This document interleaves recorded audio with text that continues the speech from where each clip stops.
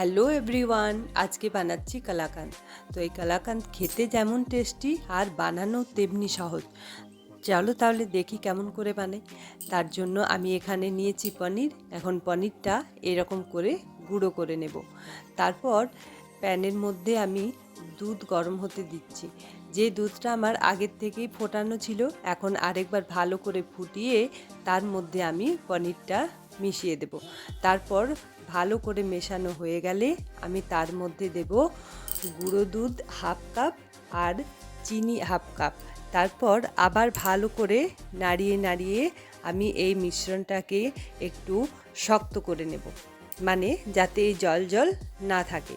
নিয়ে আমি একটা ট্রের মধ্যে এখানে বাটার পেপার বিছিয়ে নিয়েছি। তার উপর আমি এটা ঢেলে এইরকম চেপে চেপে একটা সাইড করে আমি বসিয়ে তার উপর পিস্তা ছড়িয়ে আবার পিস্তাটা চেপে চেপে আর বসিয়ে দেব। তারপর কিছুক্ষণ আমি এটা ঠান্ডা হওয়ার জন্য রেখে দেব। এখন ঠান্ডা হয়ে গেলেই আমি এটা পিস করে কেটে নেব। এবার দেখুন কেমন করে আমি পিস করে কেটে নিচ্ছি। আর তারপরেই দেখুন আমার কালাকাঁদ একদম রেডি। এই যে